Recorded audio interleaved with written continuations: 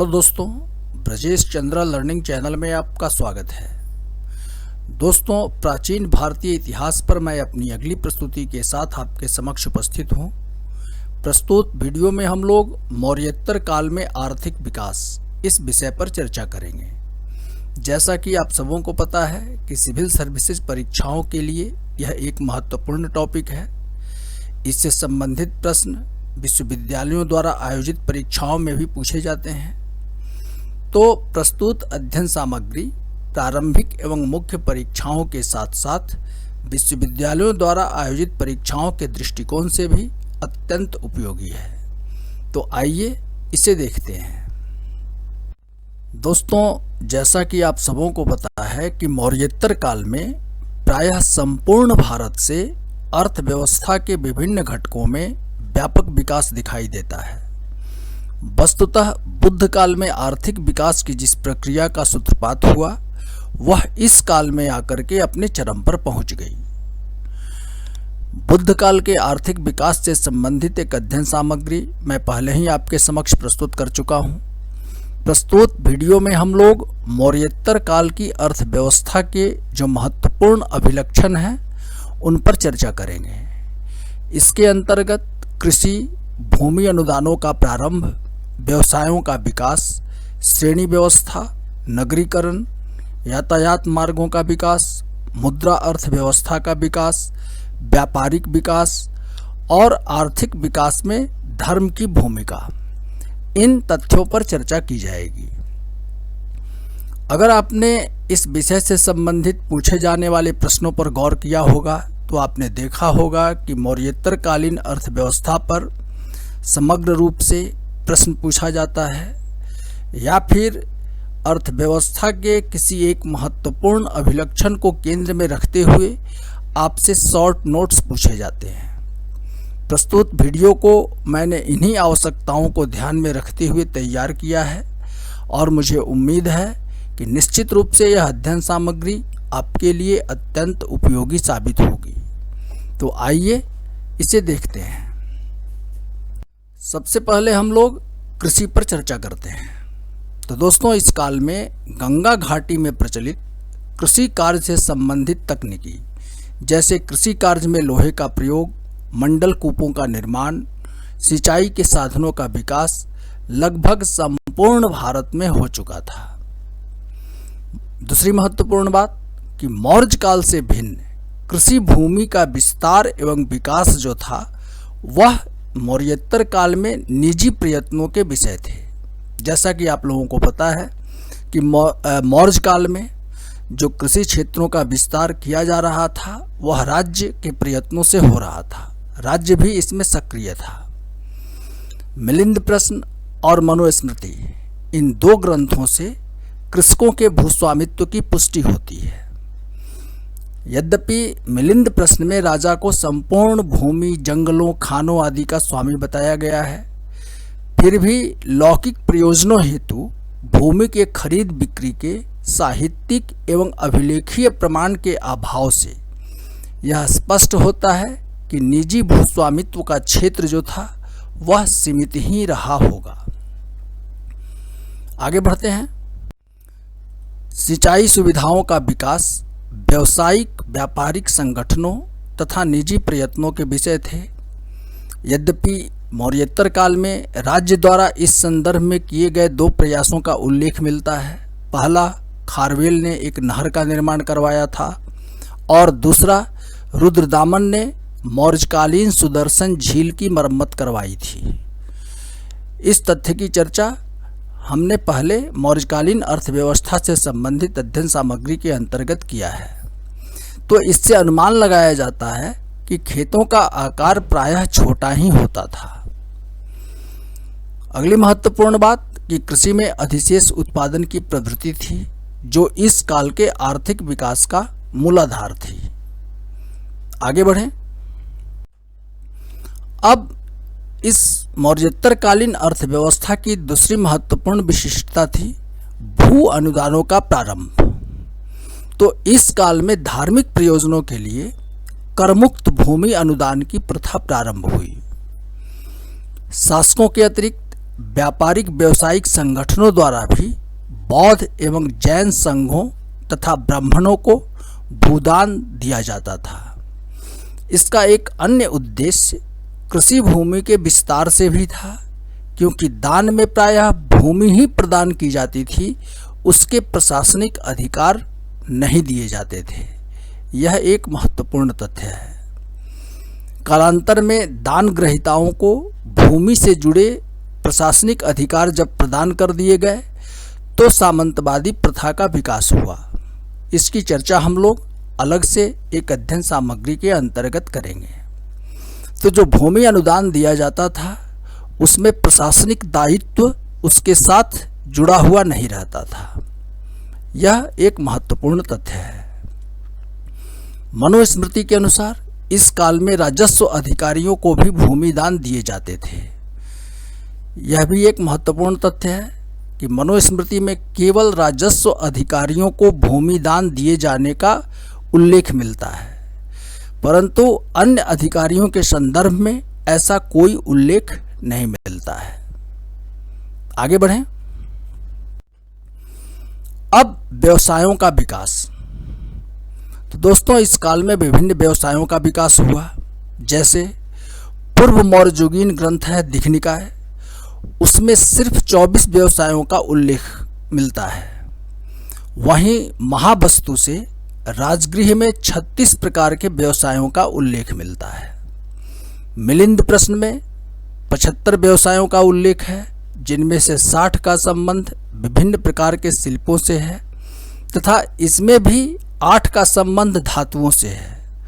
धातुओं में सोना, चांदी, टीन, सीसा, एंटीमनी, लाल संखिया, पीतल आदि शामिल हैं। तो मिलिंद प्रश्न में 75 व्यवसायों का उल्लेख मिलता है। महावस्तु में राजगृह से 36 प्रकार के व्यवसायों के संचालन की जानकारी प्राप्त होती है। और दिघनिकाय जो पूर्व मौर्ययुगीन ग्रंथ है, मौर्य काल से भी पहले का जो ग्रंथ है, उसमें सिर्फ 24 व्यवसायों का उल्लेख मिलता है। तो इस प्रकार विभिन्न प्रकार के व्यवसायों का विकास मौर्योत्तरकालीन अर्थव्यवस्था की एक महत्वपूर्ण अभिलक्षण है। वस्त्र उत्पादन इस काल का मुख्य व्यवसाय था, जिसमें सूती, रेशमी तथा मलमल का व्यापक पैमाने पर उत्पादन होता था। आगे बढ़ें। इसके अतिरिक्त हाथी दांत, सोना, लोहा, चांदी आदि से विभिन्न प्रकार के वस्तुओं का उत्पादन होता था। एक महत्वपूर्ण तथ्य आप जान लें कि वर्तमान का जो तेलंगाना राज्य है, वहाँ का करीमनगर और नालगोंडा, ये जो 2 स्थान थे तेलंगाना के, वह लौह तकनीकी के विकास में इन दोनों स्थानों ने काफ़ी प्रगति की थी। अनेक स्थलों ने किसी न किसी खास वस्तु के उत्पादन में विशेषीकरण भी प्राप्त कर लिया था। जैसे मथुरा जो था वह सटका संज्ञक वस्त्र के उत्पादन के लिए तथा उज्जैन कार्नेलियन और गोमेद पत्थर के मनके के निर्माण के लिए और निर्यात के लिए प्रसिद्ध थे। तो स्थान जो थे, कुछ विशेष स्थान थे, वहाँ पर किसी खास वस्तु का उत्पादन प्रमुखता से होने लगा था। इस काल में काफ़ी व्यवसायों का विकास हुआ। ये विभिन्न व्यवसायी अलग अलग श्रेणियों में संगठित थे तथा किसी क्षेत्र विशेष से स्वयं को इन्होंने संबद्ध कर लिया था। आगे बढ़ें। अब हम लोग श्रेणी व्यवस्था पर चर्चा करेंगे। अक्सर परीक्षाओं में इस पर शॉर्ट टिप्पणियां पूछी जाती हैं। तो मौर्योत्तरकालीन अर्थव्यवस्था का एक महत्वपूर्ण अभिलक्षण व्यावसायिक एवं व्यापारिक संघों, जिन्हें श्रेणी, निगम आदि कहा जाता था, की भूमिका का अत्यधिक विस्तार है। इसका कारण था कि इस काल में व्यापार वाणिज्य का अत्यधिक विकास हुआ और दूसरा कि मौर्य काल के विपरीत इनकी स्वतंत्रता में काफ़ी बढ़ोतरी हुई थी। जैसा कि आपको पता है कि मौर्य काल में केंद्र सरकार का केंद्रीय नियंत्रण जो था व्यावसायिक व्यापारिक संगठनों पर अत्यधिक था, तो उस काल में ये श्रेणियां अत्यधिक विकसित नहीं हो पाई थी। लेकिन मौर्योत्तर काल में जब केंद्रीय शासन का प्रतिबंध इनसे हटा तो इनका काफ़ी विकास हुआ। अतः श्रेणी व्यवस्था अत्यधिक संगठित हुई तथा श्रेणियां अधिक शक्तिशाली हुई। इस काल में ये संगठन जो थे वह धरोहर रखने और महाजनी जैसे कार्य भी करने लगे। विभिन्न व्यक्तियों एवं बौद्ध मठों द्वारा इनके पास धन जमा कराए जाने के अनेक अभिलेखीय प्रमाण भी मिलते हैं। इस धन के ब्याज से इन्हें आवश्यकताओं की वस्तुएं जो थी वह नियमित रूप से प्राप्त होती रहती थी तथा व्यापार व्यवसाय के लिए इन संगठनों को धन भी उपलब्ध हो जाता था।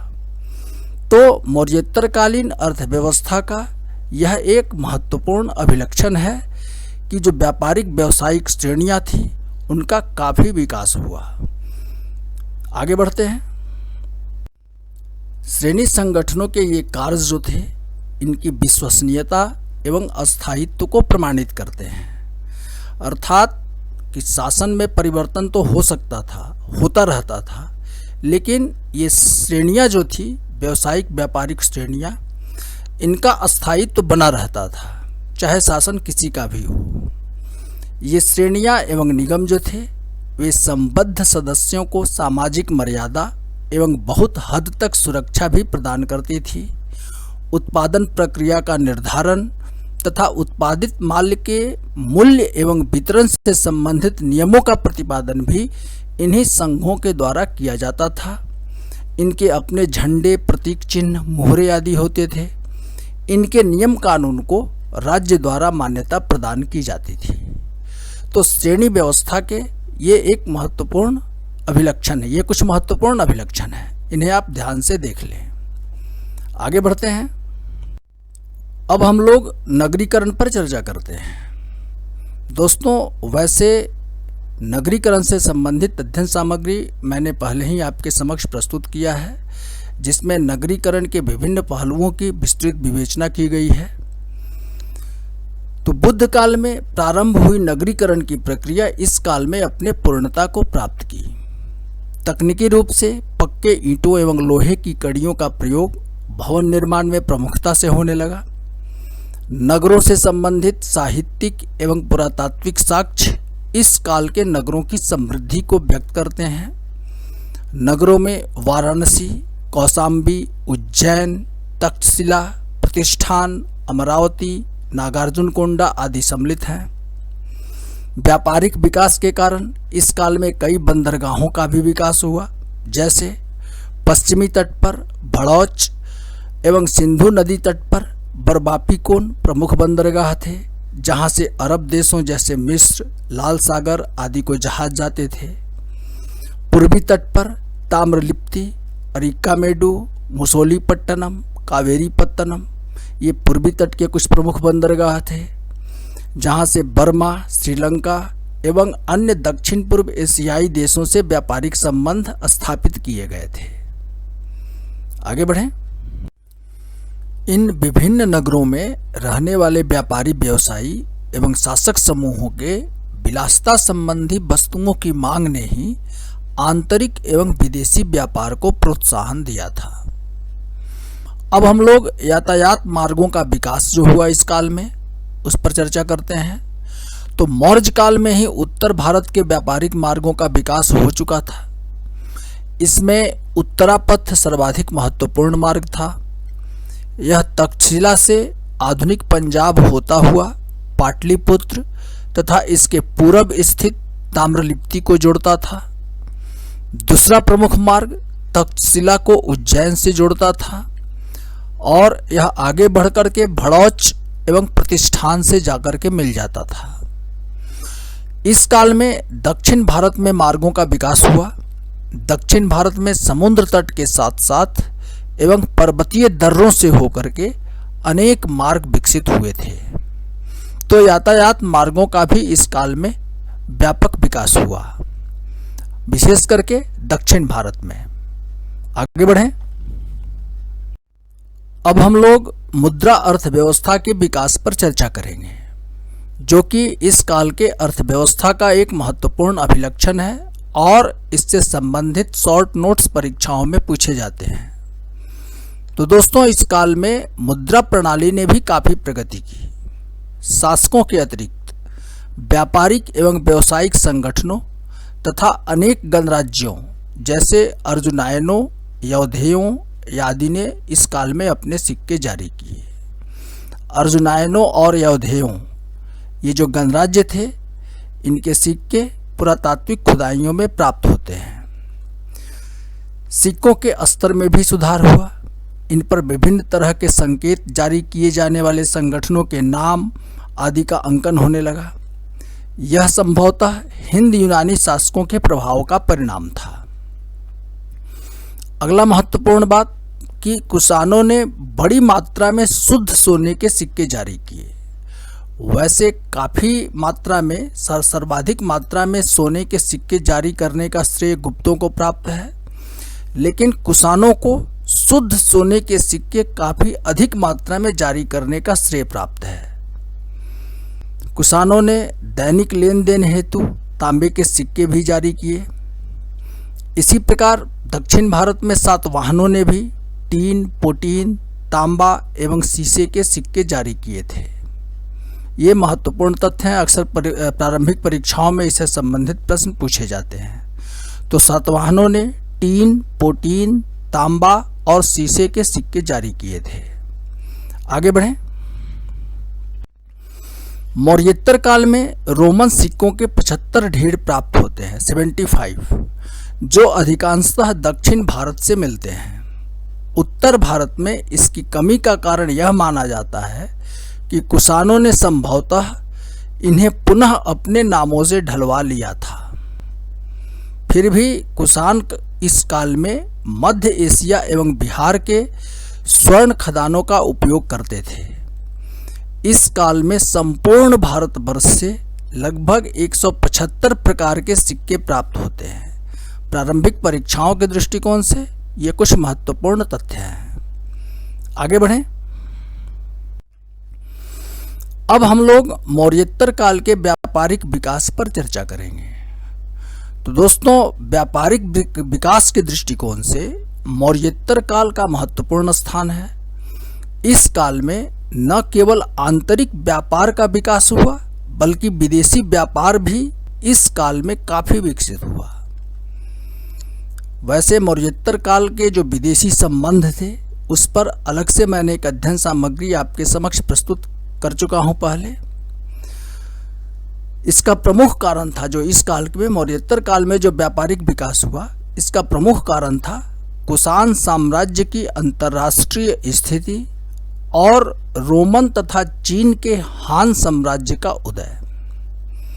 आइए इसे देखते हैं। तो दोस्तों, इस अवधि में यूरोप में रोम को केंद्र बनाकर एक विशाल साम्राज्य की स्थापना हुई थी। इस नवोदित रोमन साम्राज्य का चीन के साथ रेशम का व्यापार होता था। यह व्यापार मध्य एशिया से होते हुए गुजरने वाले 3 प्रमुख मार्गों से होता था, जिसे रेशम मार्ग के रूप में जाना जाता था। कनिष्क के समय में कुषाणों का मध्य एशिया में कासगर, यारकंद, खोतान आदि प्रदेशों पर अधिकार हो गया था। अतः इस क्षेत्र से गुजरने वाले रेशम मार्ग के 3 प्रमुख शाखाओं पर कुषाणों का नियंत्रण हो गया। इनमें कैस्पियन सागर, रूम सागर तथा लाल सागर की तरफ जाने वाले मार्ग थे। आगे बढ़ें। कुषाण साम्राज्य के पश्चिम में पार्थियाई राज्य था, जिसकी नवोदित रोमन साम्राज्य से शत्रुता थी। अतः रोम वासियों के चीन से होने वाले लाभदायक रेशम व्यापार में पश्चिमोत्तर भारत के व्यापारियों ने मध्यस्थ की भूमिका निभाई थी।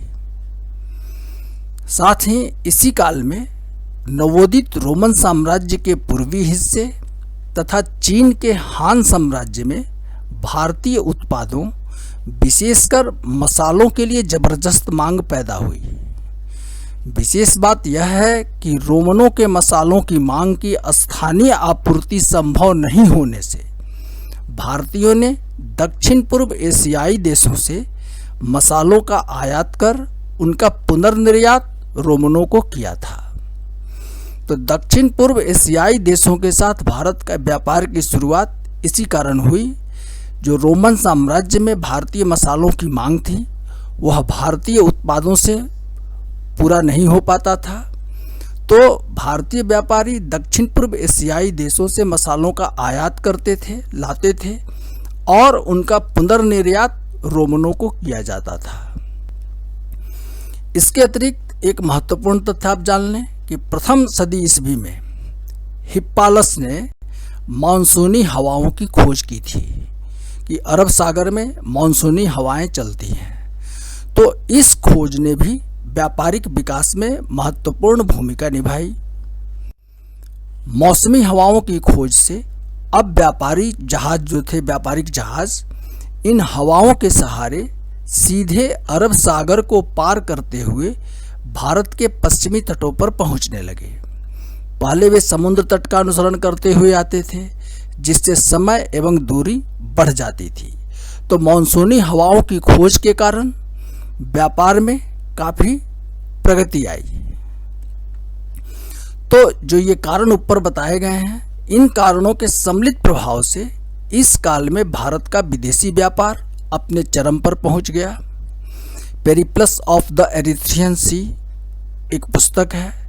तो इसमें से भारत में आयातित और यहाँ से निर्यातित वस्तुओं का पता चलता है कि भारत क्या मंगाता था और किन वस्तुओं का निर्यात करता था। रोमन साम्राज्य से आयातित वस्तुओं में जरी, मूंगा, लोहबान, शराब के 2 हत्थे कलश तथा कुछ शराब आयात किए जाते थे। मध्य एशिया से घोड़े भी मंगाए जाते थे भारत में। इसके बदले भारत से मसाले, फिरोजा, लाजवर्द, अकीक जैसे पत्थर, चीनी सिल्क अर्थात रेशम, सूती एवं मलमल वस्त्र भारत से निर्यात किए जाते थे। अन्य निर्यातित वस्तुओं में भारतीय इस्पात से बने छुरी कांटे तथा मोती भी थे। भारतीय हाथी दांत की वस्तुएं अफगानिस्तान एवं रोम से भी मिली हैं, जो निर्यात किए जाने वाली अन्य वस्तुएं थी। अगला महत्वपूर्ण बात कि व्यापार संतुलन जो था वह भारत के पक्ष में था। प्लिनी ने इस बात का उल्लेख किया है कि प्रतिवर्ष 5 करोड़ सेस्टर का सोना भारत को मुद्रा के रूप में प्राप्त होता था। इसलिए रोम को भारत से होने वाले व्यापार पर रोक भी लगानी पड़ी थी। तो व्यापार संतुलन भारत के पक्ष में था। इस व्यापार में भारतीय व्यापारियों के साथ साथ अरबी, रोमवासी, यहूदी एवं पूर्व देशीय यूनानी भी इस व्यापार में शामिल थे। तो इस काल में, मौर्योत्तर काल में, विदेशी व्यापार जो था वह काफी विकसित हुआ मौर्योत्तर काल में। आगे बढ़ते हैं। अब हम लोग मौर्योत्तर काल के आर्थिक विकास में धर्म की भूमिका पर चर्चा करेंगे। दोस्तों, इस पर भी शॉर्ट नोट्स परीक्षाओं में पूछे जाते हैं। तो इस काल में बौद्ध और जैन धर्मों ने नवोदित व्यापारिक एवं व्यावसायिक वर्गों को सामाजिक संरक्षण प्रदान किया था। जैसा कि आपको पता है कि ब्राह्मणवादी जो वर्ण व्यवस्था थी, उसमें वर्ण भेद की नीति के कारण व्यापारियों एवं व्यवसायियों को का जो स्तर था, सामाजिक स्तर था, वह निम्न था। लेकिन बौद्धों और जैनों, इन दोनों ने इनको सामाजिक संरक्षण प्रदान किया। साथ ही इनके सरल स्वरूप के कारण आने वाले विदेशी शासकों को भी इन धर्मों ने आकृष्ट किया। इस काल में बौद्ध धर्म की महायान शाखा का उदय एवं विकास हुआ, जिसमें धन संग्रह बुराई नहीं थी। फलतः व्यापारियों, व्यवसायियों एवं शासकों द्वारा भूमि एवं धन के रूप में अनेक दान उपहार इन बौद्ध मठों को मिलने लगे। इससे इनके आर्थिक स्तर में सुधार हुआ बौद्ध मठों के। इस काल में अधिकांश जैन एवं बौद्ध मठों की स्थापना व्यापारिक मार्गों के किनारे किनारे हुए थे। ये व्यापारियों को पड़ाव स्थल तो प्रदान करते ही थे, साथ ही साथ ये जो बौद्ध मठ थे, श्रेणी एवं निगमों में धन निवेश भी करने लगे थे। इस प्रकार व्यापार व्यवसाय के विकास में इन मठों की महत्वपूर्ण भूमिका थी। तो दोस्तों, मौर्योत्तरकालीन अर्थव्यवस्था से संबंधित ये कुछ महत्वपूर्ण तथ्य हैं। मुझे उम्मीद है कि इनका उपयोग करते हुए आप इससे पूछे जाने वाले प्रश्नों का उत्तर आसानी से दे पाएंगे। दोस्तों, इस वीडियो में बस इतना ही। यदि मेरी यह प्रस्तुति आपको उपयोगी लगी है तो कृपया मेरे इस वीडियो को लाइक करें, और यदि अभी तक आपने मेरे इस चैनल को सब्सक्राइब नहीं किया है तो इसे सब्सक्राइब अवश्य करें। धन्यवाद।